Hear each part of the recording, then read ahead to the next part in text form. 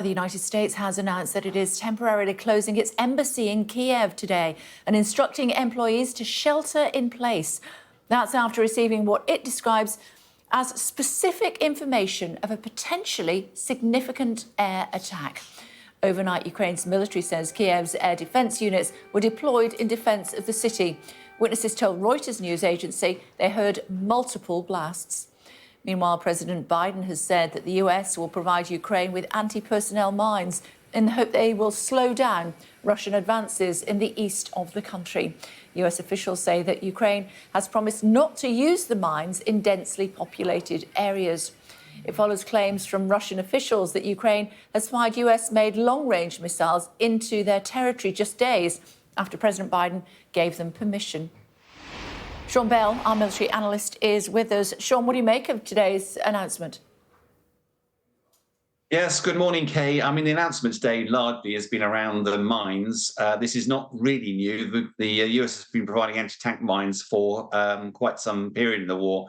I think the key thing about the anti-personnel mines is there's a lot of sensitivity around these because they can obviously damage the civilian population. The one thing about the US mines that's different is they have battery-operated initiation charges. So once the battery goes dead, they're actually they're no harm at all now. And I think that's one of the reasons why the US has been happy to provide them. But really, they are something that, with Ukraine in retreat, they're a very worrying sign of just how difficult life is at the moment for the Ukrainians. As for the ATACMS missiles, well, yes, the Russians have said that they shot 5 out of 6 out of the sky already.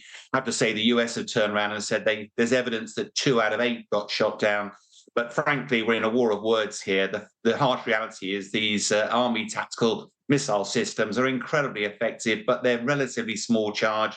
They're incredibly expensive. They will not be a deluge of those flying Russia's way. More specifically, the credible threat, according to the Americans, which has prompted them to close their embassy temporarily in Kyiv.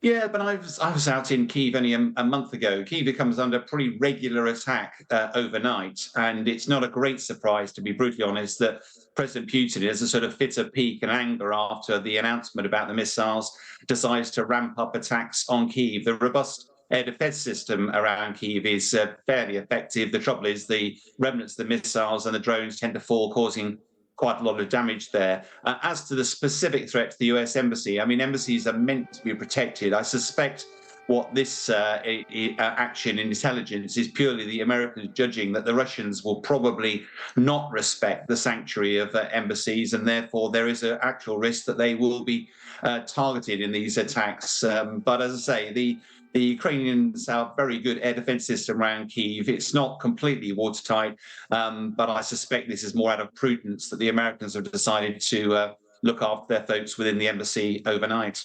OK, for now, thanks very much indeed.